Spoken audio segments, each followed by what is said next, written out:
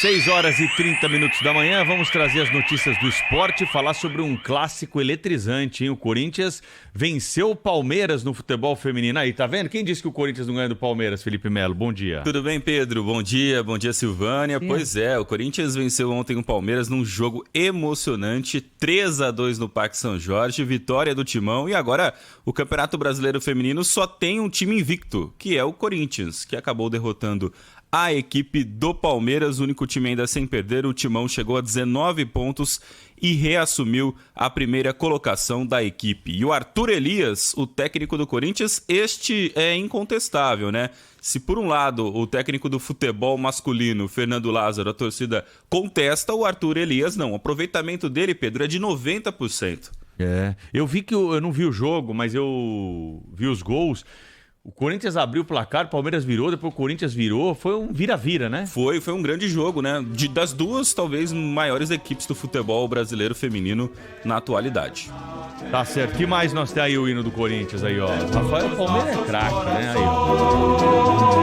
Aproveitar, né, pra tocar nessas... surfar na onda, mas o campeonato ainda tá no começo ainda, né? O que mais você conta pra gente aí? O que mais tem de notícia aí do nosso futebol? Hoje tem Libertadores da América, né? E grandes jogos pela Libertadores da América. Por exemplo, Atlético Paranaense contra o Atlético Mineiro. Duelo dos Atléticos na Libertadores. O Furacão estreou com empate e o Galo estreou com derrota na Libertadores da América. Então já é um jogo importante para as duas equipes em busca da classificação no grupo. Também temos Fluminense e The Strongest. O jogo do Flu é às 7 horas da noite. Às 7 horas da noite temos também Internacional e Metropolitanos da Venezuela. Colorado fazendo seu segundo jogo agora em casa, estreando em casa na Libertadores da América. O Fluminense começou com vitória na Libertadores do primeiro jogo e o Internacional com empate. Também temos hoje Copa Sul-Americana. Jogos pela Sul-Americana hoje, por exemplo, às 7 horas o Bragantino enfrenta o Oriente Petroleiro e às 9h30 da noite o São Paulo joga contra o Puerto Cabello da Venezuela. Um time da Venezuela que não é tão forte, Silvânia, mas o São Paulo está pressionado, porque ontem a torcida organizada do São Paulo pediu nas redes sociais a demissão do Rogério Ceni. Tava demorando, né? Pediu a demissão do Rogério Ceni. Inclusive foi até interessante a nota que eles soltaram, dizendo assim, olha, hoje o São Paulo não tem nenhum ídolo. O único ídolo que o São Paulo tem é o treinador, o Rogério Ceni. Mas existe uma divergência entre o comando e os jogadores, né?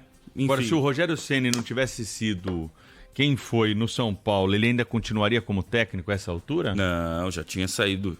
Já tinha saído. Se o Rogério não tivesse a história que ele tem no São Paulo, ele já tinha sido demitido da equipe do Tricolor Paulista.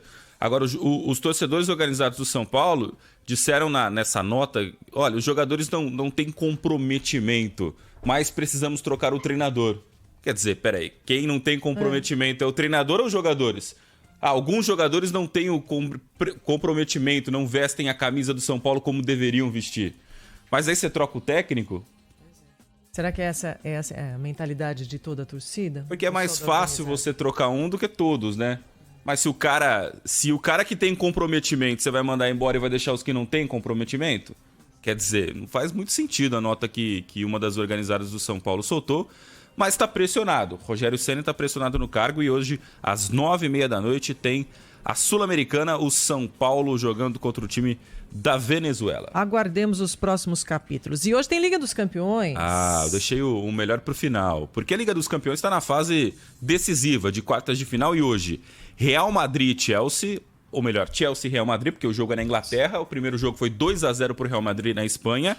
E um outro jogo, esse confronto do Real Madrid, para mim, já tá decidido já. 2-0, eu acho difícil o Chelsea empatar esse confronto, levar pros pênaltis ou até mesmo vencer o Real Madrid. Mesmo jogando na Inglaterra. Mesmo jogando na Inglaterra, não tá em boa fase o Chelsea. Agora, o outro confronto é um confronto local, né? Napoli-Milan, na Itália, o jogo em Nápoles. E o primeiro jogo o Milan venceu por 1-0. Quer dizer, é um confronto aberto ainda. E um grande jogo às 4 horas da tarde. E vou trazer até uma curiosidade.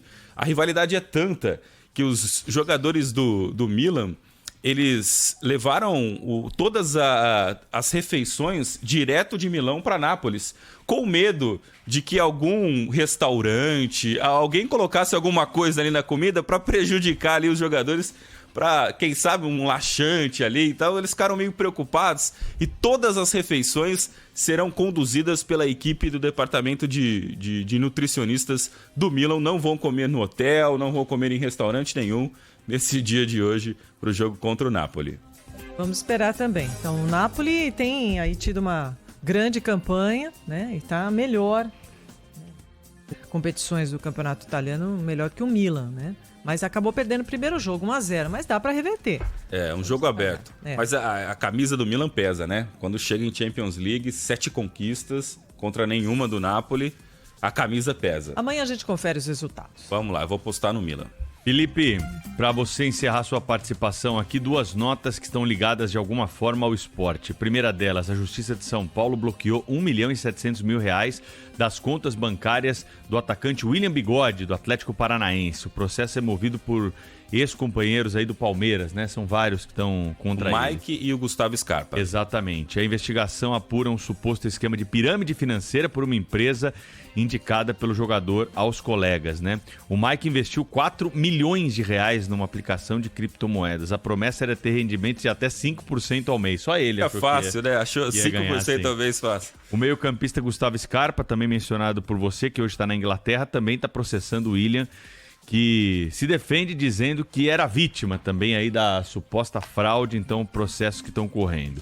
E lá na Europa, o Daniel Alves prestou um novo depoimento sobre a acusação de estupro na Espanha. O brasileiro voltou a afirmar que a relação foi consensual. Disse para a juíza que num primeiro momento apresentou outras versões, porque é a 4ª versão que ele apresenta já do episódio, justamente porque não queria falar para a mulher que havia uma traição ali nesse episódio, né? Então é a alegação do Daniel Alves. Ele está preso em Barcelona de forma preventiva desde o dia 20 de janeiro. A defesa vai pedir novamente a liberdade provisória. A justiça espanhola negou a primeira solicitação com medo que o jogador volte ao Brasil e não seja extraditado, porque eles sabem que a lei brasileira não permite a extradição de brasileiros para cumprimento de pena. Vídeo que está acontecendo com o Robinho, né? Que está aqui no Brasil e não pode então ser extraditado para a Itália para cumprir a sua pena, também num caso que envolve aí violência sexual contra mulheres. Então, para fechar a participação do esporte, essas 2 notas aqui para o nosso ouvinte. Felipe, até amanhã, hein? Valeu, Pedro. Silvânia, até amanhã. Até amanhã. 6h38, um alô para Maria Angela.